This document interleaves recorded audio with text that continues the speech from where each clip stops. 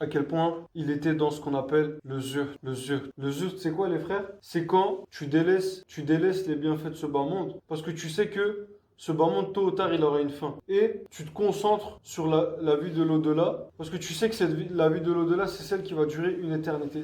C'est la vie éternelle en fait. Et on avait expliqué que à un moment donné, le prophète sallam, il voit Djibril, l'ange Djibril qui vient. Allah il envoie l'ange Djibril par le prophète sallam. Et l'ange Djibril il dit au prophète sallam que Allah il lui propose deux choses. Est-ce que tu veux régner comme Suleiman alayhi salam, comme le prophète Suleiman, qui lui, Allah lui avait donné prophétie et royauté. En gros, Allah lui avait donné richesse, mais infinie en fait.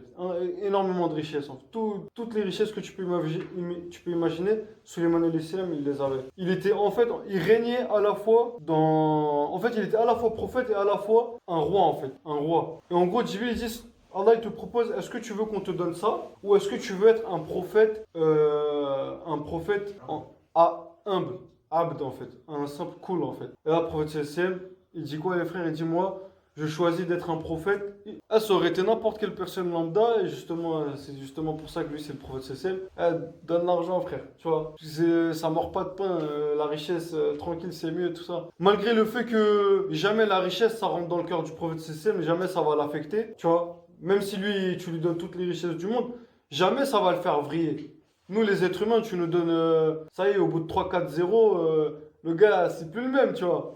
Il commence à laisser tomber la prière en groupe, il commence à perdre en piété, il commence à se retourner de l'au-delà pour se focaliser sur les affaires de ce bas monde. Un prophète, même si tu lui donnes toute l'or du monde, ça va pas le faire vriller. Mais malgré ça, il a dit, moi je préfère rester un simple serviteur. Un simple serviteur. On avait donné un deuxième exemple, les frères, par rapport à ça, le zuhd du prophète sallam. Malgré toutes les richesses que les musulmans ils ont réussi à obtenir, parce que l'islam s'est propagé, etc., à un moment donné, le prophète il dormait dans une pièce, je dis pas de bêtises, je dis pas de bêtises. On est d'accord, c'est à Médine, et je sais pas si c'est à la mosquée du prophète sallam, mais en tout cas il était en train de s'allonger, de dormir sur un lit en fait, sur un lit. Et les lits de son époque, si vous voulez les frères, en tout cas le lit du prophète sallam, c'était un lit en gros de grave mauvaise qualité, tu vois.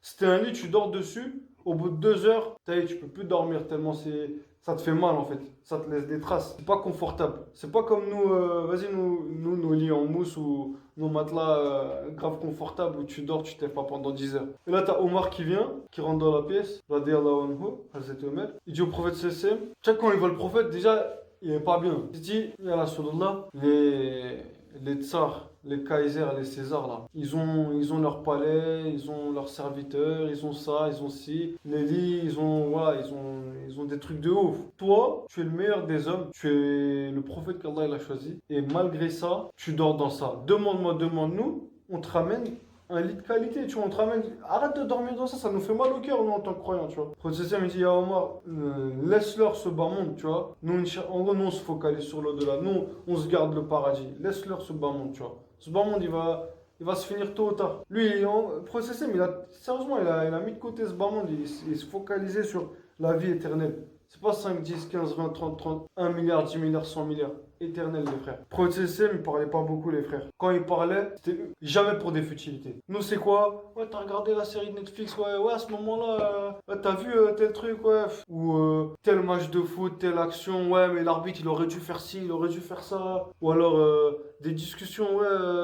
Nous, quand on parle, les frères, 90% c'est des futilités. Le prophète sallam, quand il parlait, c'était toujours pour dire des choses utiles. À un moment donné, un compagnon il lui a demandé, ya Rasul, est-ce qu'on peut noter ce que tu dis? Il lui a dit note parce que wallahi que de cette langue ne sort que la vérité. Il dit jamais des futilités, des mensonges, des choses qui ne font pas avancer les choses en fait. Donc il parlait pas et quand il parlait c'était uniquement pour dire des choses qui ont leur place en fait, qui ont leur place. Dans sa nourriture les frères, voilà.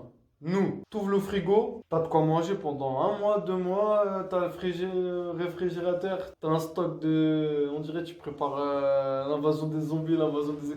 Il y a de quoi vivre pendant 5 6 mois. Le prophète sallam, jamais il gardait à manger pour le lendemain. Il mangeait ce qu'il avait aujourd'hui, pour le lendemain il mangeait. Et quand il mangeait, nous c'est quoi? Juste le petit déjeuner. Le gars il a 5 confitures, la confiture de fraises, confiture de... à la pêche, à l'abricot, nanana. Le prophète sallam, il était tellement simple les frères. S'il avait du pain, un peu d'huile, c'était entre guillemets, c'était son meilleur jour, tu vois. Il mangeait. quand il y a de la viande, etc. Il mangeait, mais 90% du temps, les frères, il était dans l'abstinence. Il mangeait pas en fait. Il mangeait que très peu, uniquement ce qui était nécessaire. Et nous, c'est quoi? On mange, on mange, on mange, on mange, on s'arrête plus. T'as l'entrée, t'as le dessert, t'as frère, vas-y, laisse tomber, tu n'as pas besoin de faire tout un truc. Il se contentait du minimum. Notre mère Aïcha, radiallahu anha, elle dit parfois, il y avait des 3 mois, pendant 3 mois, on faisait pas cuire des choses à la maison. On faisait pas cuire. Ça veut dire, ils mangeaient des trucs genre des dattes ou. Même leur pain, c'était pas du pain comme aujourd'hui, frère. C'était du pain ou. C'était même pas le même pain, frère. C'était même pas le même truc. Vraiment, ils se comptaient que du minimum. C'est ça le comportement du prophète. Dans la nourriture, il mangeait très peu. Il mangeait uniquement ce qui lui suffisait, qui lui suffit. Nous, on mange, subhanallah. Il dit. Mangez, si vous voulez manger, mangez un tiers nourriture, un tiers de l'eau, un tiers de l'air. Laissez un tiers de l'air dans votre estomac, dans votre ventre. Nous, c'est quoi? Surtout pendant le mois du Ramadan, 3 tiers de la nourriture. Après, on force pour de l'eau, il n'y a plus de passe. Après, le frère à la mosquée, il vient de Tarawi, il vomit par terre, frère. Tu vois, c'est. Nous, on force trop, en fait, subhanallah. Et justement, regardez. Nous, on doit prendre exemple sur le prophète sallallahu alayhi wa sallam. C'est lui, là, le meilleur des comportements. Regardez comment il était, tu vois.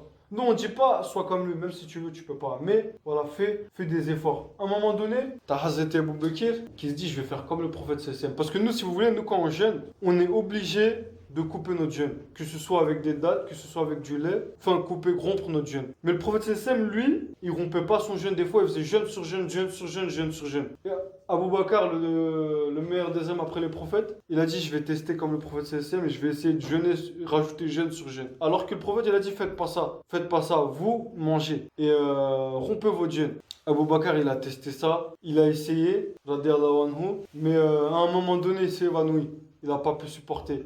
Quand le prophète il a appris qu'Abou Bakr il voulait faire comme lui, il a dit pourquoi tu fais ça Abou Bakr, ne fais pas ça. Parce que moi, c'est Allah qui me nourrit. C'est Allah qui me nourrit. Des fois, il ne mangeait pas pendant plusieurs jours. Il buvait sans boire, sans manger. Eh frère, et ça le faisait ni chaud ni froid, tu vois. Pourtant, un claquement de doigts, voilà que il a les plus beaux repas du monde, tu vois. Tout ce qu'il demande, il aurait pu l'avoir. Mais il était tout le temps dans ce zurt, dans le fait de se contenter du nécessaire, du minimum. Et il se focalisait. Et pourquoi en fait? Parce que voilà les frères que le prophète sallam, lui, il disait pas ah, qu'est-ce que je mange demain, qu'est-ce que je mange. On mange où les frères, c'était après la prière du Juma, on mange où on mange tacos ou on mange. Non, les frères, lui, tous les jours il était attristé. Attristé par quoi? Il se faisait de la peine. Pourquoi? Il cogitait sur quoi? Sur le jour du jugement, les frères. Parce que lui, il sait que le jour du jugement, ça va être un jour tellement rude. Il dit alayhi salatu wassalam, si vous saviez ce que je sais, vous ririez moins, vous pleuriez beaucoup, tu vois. Pleurer. Genre, vous devriez pleurer en fait, si vous savez ce que je sais. Lui, il a déjà vu l'enfer, il a déjà vu le paradis, Allah il lui a montré. Et il sait à quel point le jour du jugement c'est rude. C'est pour ça que lui, il se faisait énormément de la peine pour sa communauté, pour les musulmans. Et jusqu'à les frères, dites-vous, imaginez à quel point lui, il nous aimait énormément. Surtout, nous, les musulmans, qu'on croit en lui, qu'on croit en Allah et on croit en lui sans l'avoir vu ni côtoyé. C'est le seul prophète qui, le jour du jugement, les frères, alors que tous les prophètes, on a dit quoi? Les prophètes, c'est les meilleurs des hommes. Après le prophète sallam, t'as Ibrahim alayhi salam, après t'as Moussa alayhi salam, Isa, Nuh alayhi salam. Eux tous, hein. Sur le moment, le choc du jour du jugement, quand ils vont comprendre ce jour du jugement, ils vont tous dire Nefsi, Nefsi, Ya Rabbi, aide-moi, sauve-moi. Et le seul, le frère, Wallah, le seul qui, il va dire Ya Rabbi, ummeti, ma communauté, Ya Rabbi, aide-moi. Il va, même le jour du jugement, il pense à nous. C'est le seul qui va penser à sa communauté avant sa propre personne. Et c'est ça qui le faisait cogiter sur terre, en fait, tout au long de sa vie, en fait. Il n'était pas préoccupé par le confort, les richesses, etc. Il pensait à nous. Comment est-ce que je peux faire pour faire en sorte que tout le monde part au paradis en fait et que personne part en enfer. Il faisait du jour et nuit en fait, il cogitait sur ça, il cogitait à ça, etc. Et c'est ça le comportement du prophète sallallahu alayhi wa sallam, les frères. C'est ça en fait. Mais on doit prendre exemple sur le meilleur des hommes, sur lui. On doit essayer de prendre exemple sur lui, essayer de voir notre comportement, prendre exemple sur lui, se corriger, se rapprocher de lui. Et à ce moment-là, Allah il aime le prophète. Si on aime le prophète, Allah dit, si vous prenez exemple sur le prophète, Allah il va vous aimer, il va vous guider, il va vous sauver, il va vous aider, il va vous donner le paradis. Mais si vous vous détournez de ce que le prophète, du prophète en fait, de ce qui vous interdit, etc., de ce qu'il vous demande, si vous ne faites pas, etc., vous ne l'aimez pas, etc. Ah frère, là c'est...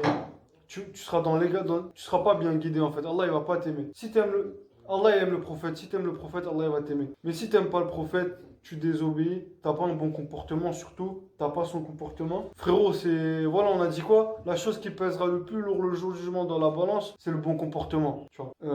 Je pense qu'on va s'arrêter là, c'est l'heure de la prière.